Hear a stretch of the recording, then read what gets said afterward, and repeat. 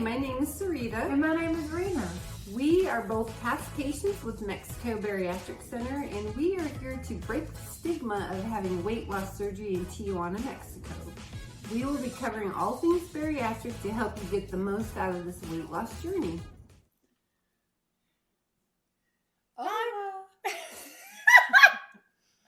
Hello, friends. Hi, friends. Welcome to Can You Stomach This? Yes. Yay. Episode 9. Yes, episode 9. Today we're going to be talking about myths and misconceptions. So welcome to our podcast today. Welcome. Yes. So, Sarita, there are a lot of myths out there, a lot of misconceptions out there. We are by far not covering all of them, just some of the ones that we see and hear the most. And so let's just dive right into that. Okay, so ready?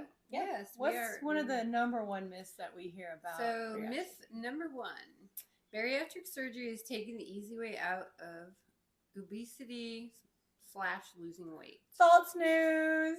That is not true at all. No, this weight loss surgery, bariatric surgery, offers a real chance to end obesity. Yeah, absolutely. And it's a tool. Surgery is a tool. It's not magic. You can't just stick it like a magic little box down inside of you and think that all of a sudden you're going to lose some weight and keep it off forever. It just doesn't work like that. No, it's not magic. It's not going to happen overnight. It's a process. It's a lifestyle change. And absolutely, it's a lifestyle change. You have to make, you have to continue making healthy choices, healthy food choices. Right. You're going to need lots of exercise in your life. Right. I don't care who you are, you need exercise in your life, whether you're overweight or skinny fat. Skinny fat. Yes, skinny fat. Thing. Skinny fat is a real thing. And then also, it's surgery is a commitment to eat healthy and live an active lifestyle. Right, and I made a commitment to eat healthy and live an active lifestyle. I had surgery almost 6 years ago, been maintaining for over 4.5 years. Don't ever want to go back to where I was. So I have made a commitment to my health, and it's going to be for the rest of my life. Yeah, and then sometimes we may also, some of us may need some counseling or support groups or something like that along the way. Right. Is there anything like that you've needed in your life as part of? Yes, actually. I was in counseling before I had surgery, during surgery, after surgery. So it was very helpful to me. I know, if you have access to counseling, it's awesome. Some people don't. You can join a support group like Overeaters Anonymous. And I want to say that those don't have any fee to it. You can do an online group. Yeah, is an online group like Noom or something? No, that you have to pay for that. Oh, it's not free. Yeah, you have to pay for that. Oh, okay. But Overeaters Anonymous is an actual group that does, in-person meetings. I think they might do some Zoom meetings, but check it out. And, if you don't have access to, regular counseling near you, or maybe your insurance doesn't cover it, it's very beneficial. Yeah, sounds good. Yeah. Okay, and then so it's definitely not the easy way out. Would you say you felt like you took the easy way out? No, and I was told I took the easy way out by several people, and it's definitely not easy. I will be the first to admit that today. Maintenance, it's not easy. It's not easy. I absolutely agree with that. But it's worth it. Yeah, for sure. It's definitely worth it. And so moving on to myth number 2. Sarita, what is myth number 2? Bariatric surgery alone will make me lose weight long term. False news. Right. Also false news. So on the average, when you have surgery, you can lose 60 to 75% of the excess fat. So say you need to lose 100 pounds. On average, you would lose 60 to 75 pounds, just using that as an example. Yeah, and of course the different surgeries produce different weight loss results. Right. That's the average. Right, and VSG kind of being on the front side of that, and DS being kind of on the higher end of that, with the bypasses in between. And people too. So what is excess fat, Sarita? How do I know what excess fat is? That is like all my weight, like my total weight, maybe 60% of that? So say weigh 250, but your healthy BMI is 150. Okay. So the 100 pounds would be your excess fat. Got it. So that's why I just use that as an example. And that was a perfect example, I think. Perfect example. Yeah. Sometimes you lose more. Yeah. Sometimes you lose all of your excess fat, like I did. It was a lot of hard work, though. Yay. Yeah. I'm so proud of you. Thank you. She's my role model. Oh. She's my role model. Thank you. Yes. She's rocking this maintenance thing. I try. So also, again, the maintenance thing, we're going back to maintenance, talking about long term. Right. You can potentially gain your weight back. So you do have to continue using your tool through maintenance phases. And what is a maintenance phase? So maintenance phase for me is you hit your goal weight and then you're just maintaining. So essentially the rest of your life. Yeah. I mean, you may go up a couple pounds, go down a couple pounds. I mean, you just kind of fluctuate, a few pounds, but you're consistent. Right. And it is lifelong. It is lifelong. And so again, using your tool, like we said before, exercise, stay active. You can't become sedentary. You have to remain active. Again, choosing healthy food choices. Sarita always says, I get my protein in first. I have to get my protein in first. I still do that. I still basically follow the guidelines because I don't ever want to go back to where I was. Right. And my health is number one. I'll be 59 next month. That's not, I don't. And it's true. And my health is number one. It's my priority. So I have to do what, I need to do to stay healthy. And that's what I do. Right. And then, of course, staying hydrated, that is important. Lifelong, I know we promote a lot of hydration in the beginning, both pre and post-op phases, but staying hydrated long-term is important.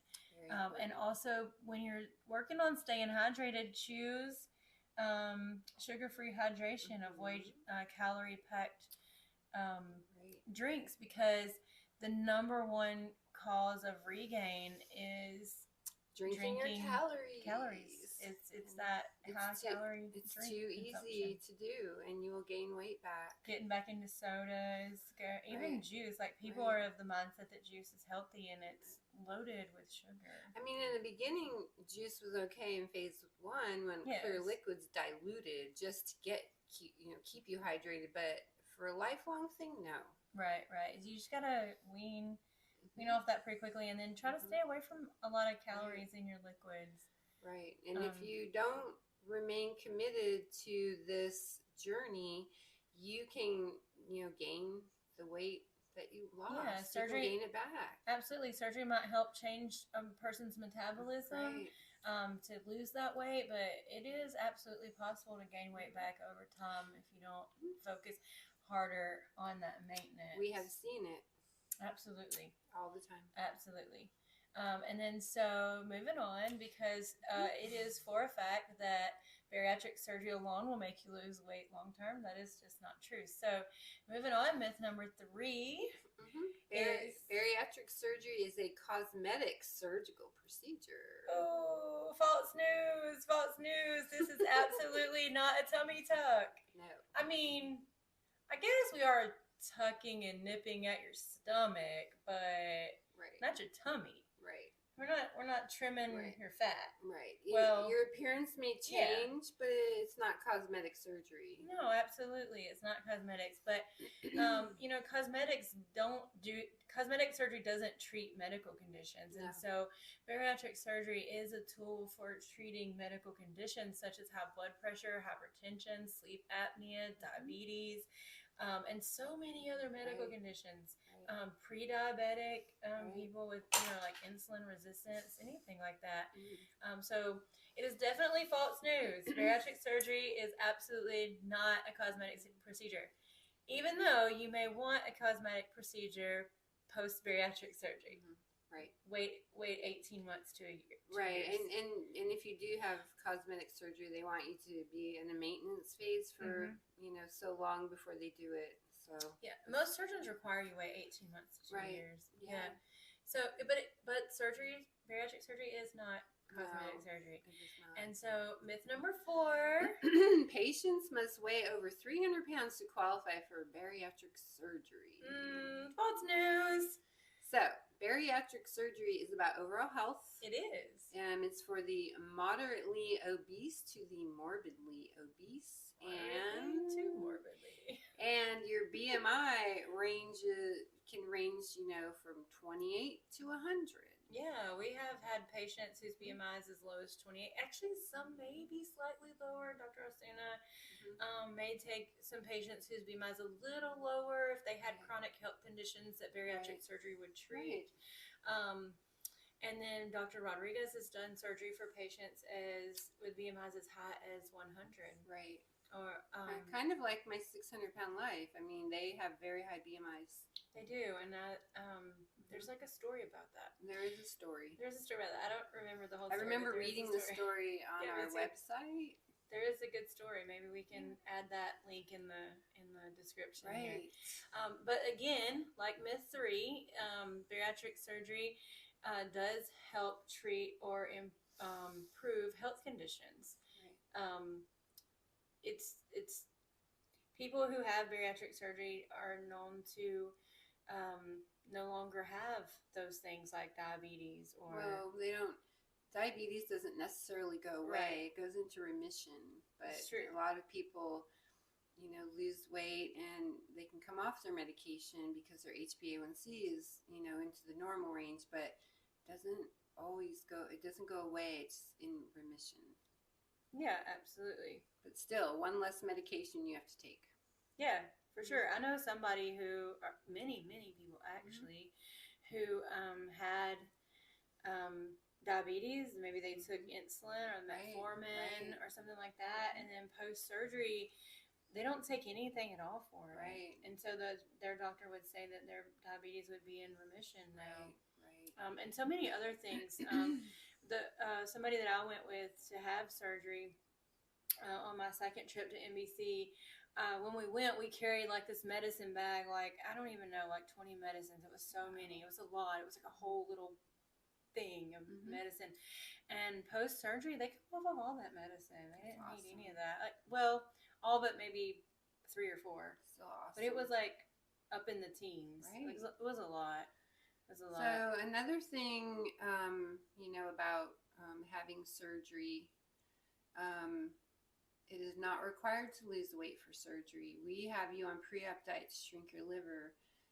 Losing weight is not a requirement like it most likely is in the United States. Yeah, so some people who are upwards of the 300 pounds, they feel like they have to lose a certain amount of weight, or they think that we have a weight requirement that they have to lose, and that's not what our surgeons require. No. Our surgeons just require that you shrink your liver. Right. But also that, going back to, is it only for people over 300 pounds? No, it's absolutely not. We've had people that weigh twice as much as that. There are people going into surgery that weigh what I weigh now, and I've lost 210 pounds. I weighed what you weigh now when I had surgery. See? Right. So it's definitely not for only patients who weigh over 300 pounds at all. Right. Absolutely. And that you were one of those people. You wouldn't weigh 300 pounds. No, I did not weigh 300 pounds. So definitely not. And then for myth number 5, Sarita. There is a long recovery time after surgery. False news. Definitely false news on that. Right. I mean, well, let's say define long. I guess if you're impatient and you can't handle a couple weeks, maybe it is a long time. In the U.S., it's usually outpatient. You have surgery and go home that same day. Yeah, and for the most part, bariatric surgeries are minimally invasive. Right. I mean, don't get me wrong; they are major surgeries. Right. Especially if you get into the bypass or the DS, but sleeve especially is minimally invasive. Listen, I've had people tell me that the gallbladder surgery was worse than bariatric surgery. All right, so moving on, myth number 5, Sarita. There is a long recovery time after the surgery. Also false news, but okay, wait a minute. If you're impatient and a couple of weeks is like a big deal to you, then maybe it does seem like a long time. But let's be honest, it's mostly minimally invasive, right? I mean, for me, I had a hysterectomy, and that took me a year to recover. Oh, totally a year. Oh, and so this was like 2 weeks. Not a big deal. I was, sore and tender, but no overall pain. I didn't even take the pain medication. Yeah, so I mean, listen, I'm not going to discount it. It is a major surgery, but it is minimally invasive as well. It's not. There's not a lot of pain associated with it. No. When I had surgery and I woke up, I felt like I had an intense ab workout. Right. There wasn't that much to it to me. Not. And honestly, with both of my surgeries, that's kind of how it was. It wasn't painful. There's not a lot of pain. Of course, we all have different levels of pain. We do. I feel like I'm a baby about pain, but maybe I'm not, and I just think I am. But I didn't feel a lot of pain with it. Me either. And people tell me that with the gallbladder that's worse. A worse surgery, like you said, with the hysterectomy is worse. A cesarean, people go through cesareans. Like if you can do that, you can definitely do the surgery. Even just giving birth. Like I gave birth. I gave birth. We both give birth. With no drugs. I did not have an epidural. Yes. So we know what that's like too. Yes. So I would say this was a piece of cake. This was definitely a walk in the park. Right. Definitely a walk in the park. And so in terms of long-time recovery, I mean, there are phases, but you want to follow those post-op phases, but you can be in phase 4, which is kind of, well, I guess maintenance is the last phase, but that phase 4 is the last phase of like those post-op phases. And you can be in phase 4 as early as 3 weeks. Right. 3 to 4 for sure. Right. But we do recommend that you give yourself 2 weeks of rest. We just recommend that just to kind of get used to things, right? Right. I mean, it's a whole different lifestyle. Yeah, just get used to life again. Get through the hydration and the protein, and then you graduate to solids and or soft solids and then solids, and then everybody starts to feel better. You're taking vitamins. You're getting into more nutrients. Right. That first week. Getting your energy back. You are. And so we do have people who return to work. We have people who come for surgery on Thursday for pre-op, surgery on Friday. They recover on Saturday. They go home on Sunday, and then they're back at work on Monday with desk jobs, of course. And that's fine if that's what you want to do. And the thing is, just make sure you're getting in your hydration. Make sure you are. I tell people who are going to go back to work to drink protein water, add some Pure protein to their clear liquids, so that they're just getting in that extra nutrient since they're exerting their brain, essentially. Sitting at a desk, you still have to use think some energy, right? Right. So and just sip, and I'm notorious for getting busy and forgetting to drink. So I always remind people, if you're working, just make yourself a drink. Just don't forgo that. And so you can return to work as early as let's talk about what long recovery may or may not be. So it is pretty short recovery. Desk jobs, you can return 1 to 2 weeks. Yep. And if you have a standing walking job, 2 weeks. Yeah. Fast pace would be 2 to 4. Right. If you lifting, if you have a very physical job, 4 to 8 weeks. Yeah. And some, like we said, some people, they go back. It just depends on how you feel, really. Right. Just don't lift over. Everybody heals differently. Everybody does heal differently. I mean, I was walking around TJ for, I don't even know how much I walked around TJ to Tijuana post DS surgery. Like, I walked all over the place. I'm actually truly blown away at how much I walked all over TJ. I mean, strolled. I wasn't like strenuous walking. It's not like I was power walking around. Right. But just strolling the streets, checking out the shops. I wish I would have done that. Yeah, we went to one of the restaurants. Of course, I didn't eat. Post surgery, you don't really want to eat. But the people I was with, they ate, and we watched. We went over to the beach and walked the boardwalk. We walked so much all over the place. Walking is essential. It is essential. You need to walk at least for the first 8 weeks. No strenuous activity until after 8 weeks. Yeah, you need to fully heal. Just get that walking in. Right. Get that walking in. But in terms of it being a long recovery, it's not. It's really not. You're back to you fairly quickly for most people. I mean, we don't all fit in a box. So For some people, it may be a little bit different. But then let's say, what is myth number 6? You can't have bariatric surgery if you have diabetes. Also false news. Big false news. Big false news. We did cover some of this a few minutes ago, but I feel like diabetes and the misconception about diabetes is worth definitely covering one more time. Right, and that was the reason I had surgery. I was pre-diabetic. Yes. And I did not want to be a full-blown diabetic, so I had surgery. And that was what kind of made you go, hey, whoa. Yeah, that was my wake-up call, actually, to taking charge of my health.